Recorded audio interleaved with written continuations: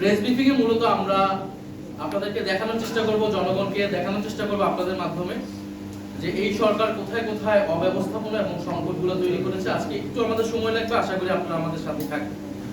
আমরা যদি শুরু করি একদম, এই সরকার 17ই ফেব্রুয়ারি অনুষ্ঠিত প্রথম মন্ত্রিসভা বৈঠকে সরকারের 180 দিনের জন্য একটা পরিকল্পনা নির্ধারণ করেছিল, যেখানে তারা তিনটি বিষয়কে অগ্রাধিকার দিয়েছিল। একটি হচ্ছে দ্রব্যমূল্য নিয়ন্ত্রণ, আইন শৃঙ্খলার উন্নয়ন এবং বিদ্যুৎ জ্বালানি সরবরাহ।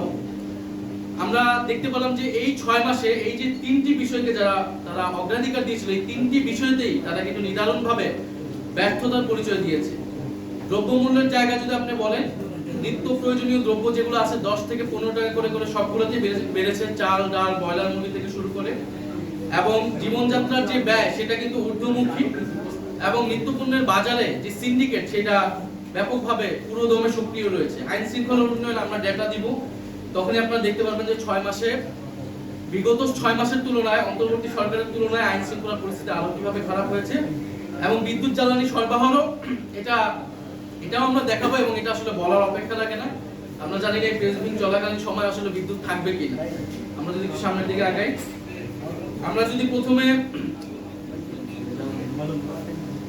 অর্থনৈতিক অব্যবস্থাপনা যাই, যেখানে মূলত আসতেছে জ্বালানি সংকট এবং দ্রব্যমূল্যের ঊর্ধ্বগতি। জ্বালানি তেল সংকটে আপনারা জানেন যে এই সরকার আসার পরে মার্চ এপ্রিলে পাম্পগুলোতে ভয়াবহ পেট্রোল এবং ডিজেল সংকট শুরু হয়েছিল, এবং প্রচুর লাইন আমরা দেখতে পেয়েছিলাম। এবং সংসদে তখন জ্বালানি মন্ত্রী তিনি প্রথমে দাবি করেছিলেন যে কোনো তেলের সংকট নেই, জ্বালানি সংকট নেই, এগুলো হচ্ছে পরিকল্পিতভাবে করা হয়েছে।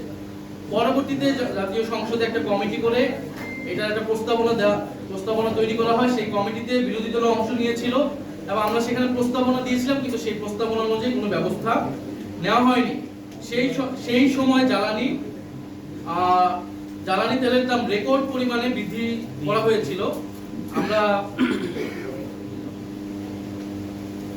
অক্টেন হচ্ছে 20 টাকা লিটারে, পেট্রোল 19 টাকা, কেরোসিন 18 টাকা এবং ডিজেল 15 টাকা। এবং এই মূল্য বৃদ্ধিটা পণ্য পরিবহন, সেচ, কৃষি সহ আমাদের আরো অনেকগুলা সেক্টরে এটা সরাসরি প্রভাব বিস্তার করেছে। এই যে সংকট, এই সংকটের পিছনে আমরা দেখেছি যে স্থানীয় নেতাদের প্রশ্রয়ে সিন্ডিকেট গড়ে উঠেছিল। পাম্পের ভূগর্ভস্থ ট্যাঙ্কে তেল মজুত করে রাখা হয়েছিল।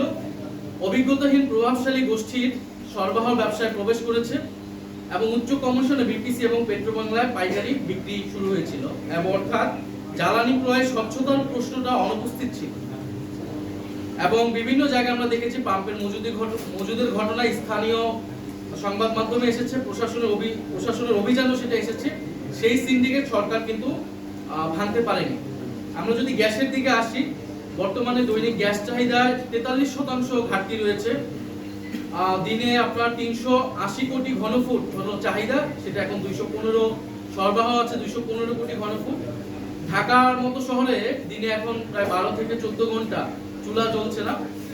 বিদ্যুতের ঘাটতির কারণে বিকল্প হিসেবে বিদ্যুৎ সরবরাহের সুযোগও সীমিত রয়েছে। শিল্প কারখানা উৎপাদনের জন্য অন্তত 3 থেকে 4 পিএসআই প্রয়োজন, অর্থাৎ কিন্তু বিভিন্ন এলাকায় গ্যাসের চাপ প্রায় শূন্যে নেমে এসেছে। এবং এই বিপুল ঘাটতি সত্ত্বেও সুপরিকল্পিত কোনো সমাধান হাজির করা হয়নি, বরং সংকটকে পুঁজি করে স্পট মার্কেট থেকে বেশি দামে ক্রয়ের আয়োজন করা হচ্ছে। আমরা যদি দেখি যে গ্যাসের চাপে শূন্য নেমেছে যে শিল্পাঞ্চলগুলোতে, আপনারা এই জেলাগুলোর নাম দেখবেন, আশুলিয়া, সাভার, গাজীপুর, কালিয়াকৈর, ময়মনসিংহ সহ প্রায় অনেকগুলো জেলায় গ্যাসের চাপ শূন্য নেমে এসেছে। হবিগঞ্জে একসাথে উৎপাদন বন্ধ হয়েছে 171টি জেলা। নারায়ণগঞ্জে উৎপাদন বন্ধ হয়েছে 450টি ডাইং কারখানা।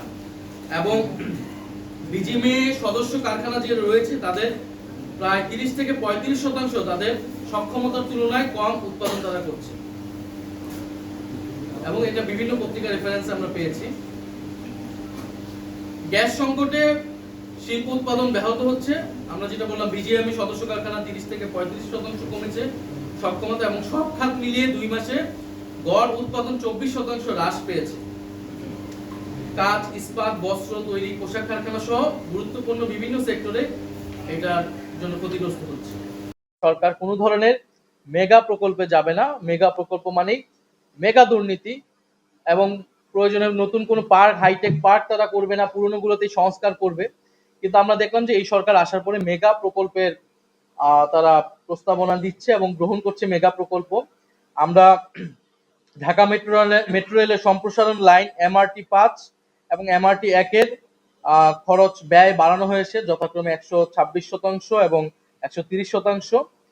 এছাড়া রাজবাড়ির পাংশায় পুরনো ফিজিবিলিটি স্টাডির উপর ভিত্তি করে, অর্থাৎ ফ্যাসিস্ট আমলের ফিজিবিলিটি স্টাডির উপর ভিত্তি করে 2.1 কিলোমিটার পদ্মা ব্যারেজ প্রকল্পের প্রথম পর্যায়ে একনেকে অনুমোদিত হয়েছে, একনেকে, যার প্রাথমিক ব্যয় 34,497 কোটি টাকা।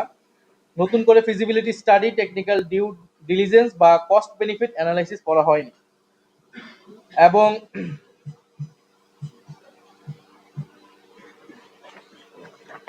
আমরা যদি স্বাস্থ্য এবং শিক্ষাতে যাই,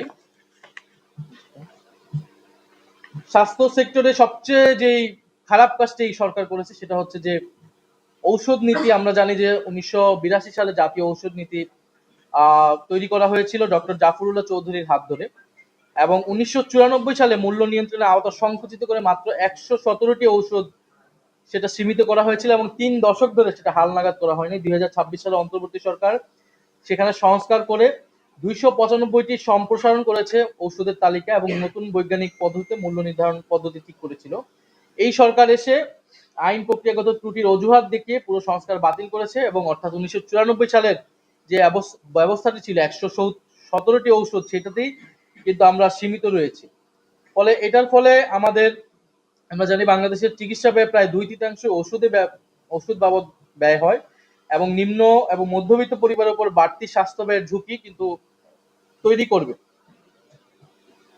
আমরা জানি হাম মহামারীতে যে ব্যবস্থাপনাগত ব্যর্থতা এই সরকারের ছিল, সেটার কারণে সরকার এটাকেও অন্তর্বর্তী সরকারের উপর দায় চাপিয়েছে। কিন্তু আমরা জানি এখন পর্যন্ত এই হাম মহামারী কিন্তু সংকট কাটেনি। প্রায় 900+ এখন পর্যন্ত আমাদের কাছে যে তথ্য এসেছে মৃত্যু হয়েছে এবং আক্রান্তের সংখ্যা প্রায় লাখ ছড়িয়েছে এবং বহু পরিবার সন্তানের চিকিৎসা ব্যয় বহন করতে গিয়ে ঋণগ্রস্ত হয়েছে। আমরা এর আগে প্রেস ব্রিফিং এবং বক্তব্যে বলেছিলাম যেটাকে একটা মহামারী ঘোষণা করে জরুরি অবস্থা জারি করা, যেটা হয়নি। কোনো বিশেষায়িত হাসপাতাল করা হয়নি হাম আক্রান্ত রোগীদের জন্য। জেলা পর্যায়ে পর্যাপ্ত চিকিৎসা এবং আইসিইউ সুবিধা নিশ্চিত করা যায়নি। সামগ্রিক অব্যবস্থাপনা দায় চাপানো হয়েছে অন্তর্বর্তীকালীন সরকারের উপরে। টিকা প্রদান কর্মসূচিতে সরকারের ভুল লক্ষ্যমাত্রা নির্ধারণ করেছিল এই সরকার, যেটা এপ্রিল মাসে করার কথা ছিল। প্রায় 46 লাখ শিশুকে হিসাবে নেওয়া হয়নি। আমরা শিক্ষাঙ্গনে দেখছি যে পুরনো কায়দায়, ফ্যাসিস্ট কায়দায় দখল করার চেষ্টা করা হচ্ছে এবং সন্ত্রাস এবং আধিপত্য বিস্তারের চেষ্টা করা হচ্ছে। আমরা কয়েকটি ঘটনার উদাহরণ বলতে পারি। শাহবাগ থানার ভিতরে ঢাকা বিশ্ববিদ্যালয় সাংবাদিক সমিতি এবং ডাকসু নেতৃবৃন্দের উপরে হামলার পরে কোনো আইনি বা প্রশাসনিক ব্যবস্থা নেওয়া হয়নি। জগন্নাথ বিশ্ববিদ্যালয়ের ছাত্র শক্তি ও যোগসু নেতৃবৃন্দের উপর হামলা হয়েছে, এমনকি হাসপাতালে চিকিৎসারত অবস্থায় হামলা হয়েছে, কোনো ব্যবস্থা নেওয়া হয়নি। ঢাকা কলেজ, ঢাকা আলিয়া মাদ্রাসা, বুটেক সহ বিভিন্ন শিক্ষা প্রতিষ্ঠানে 6 মাস ধরে শিক্ষার্থী এবং বিরোধী মতের উপর দমনপীড়ন অব্যাহত। অন্তর্বর্তী সরকারের উদ্যোগে কয়েকটি ক্যাম্পাসে ছাত্র সংসদ নির্বাচন হলেও বর্তমানে প্রশাসন বাকি ক্যাম্পাসে নির্বাচন আটকে রেখেছে। বিশেষত আপনারা জানবেন যে শাহজালাল প্রযুক্তি বিশ্ববিদ্যালয়, যেখানে সবকিছু প্রস্তুত ছিল, কিন্তু ইলেকশন কমিশনে মব করে সেই সময় ছাত্রদল সেটা ইলেকশনটা বন্ধ করেছিল এবং এখন পর্যন্ত কোনো উদ্যোগ গ্রহণ করা হয়নি। আমরা জানি এইচএসসি এবং আলিম পরীক্ষা হয়েছে এবং সেই পরীক্ষা অব্যবস্থাপনা আমরা দেখেছি। কুমিল্লা, নোয়াখালী, বগুড়া সহ বিভিন্ন জেলায় শিক্ষার্থীদের কোমর বা হাঁটু সমান পাড়ি দিয়ে পরীক্ষা কেন্দ্রে যেতে হয়েছিল এবং শিক্ষা মন্ত্রণালয়ে আগাম কোনো প্রস্তুতি ছিল না। পরীক্ষা বাতিল করার দাবি বা পিছানোর দাবি করা হয়েছিল, সেই সময় সে দাবি তো গ্রহণ করা হয়নি, বরং শিক্ষার্থীদের কিন্তু কটূক্তি করা হয়েছিল এবং শিক্ষার্থীরা তখন কিন্তু এটার প্রতিবাদ জানিয়েছে। শিক্ষক নিয়োগের ক্ষেত্রে আপনারা দেখবেন যে 5ই আগস্ট মন্ত্রণালয়ের সভায় বেসরকারি প্রতিষ্ঠানে শিক্ষক নিয়োগ এনটিআরসির পরিবর্তে ম্যানেজিং কমিটি বা গভর্নিং বডিকে ক্ষমতা দেওয়ার সুপারিশ দেওয়া হয়েছিল, অর্থাৎ রাজনৈতিক এবং স্থানীয় প্রভাবের মাধ্যমে শিক্ষক নিয়োগের চেষ্টা করা হয়েছিল। পরে সমালোচনার মুখে মন্ত্রী সেটা অস্বীকার করেন এবং বলেন যে এই ধরনের কোনো সিদ্ধান্ত নেওয়া হয়নি। আমরা যদি দেখি যে গণতান্ত্রিক পরিবেশ বা পরিস্থিতির অবস্থা, প্রায় 830টি রাজনৈতিক সহিংসতার ঘটনা ঘটেছে 6 মাসে। 18 ফেব্রুয়ারি থেকে 30 জুন 830টি ঘটনা, যার 770টিতেই বিএনপির সম্পৃক্ততা পাওয়া গিয়েছে। এগুলো বিভিন্ন পত্রিকা এবং বিভিন্ন মানবাধিকার সংস্থার রেফারেন্স আমরা বলছি।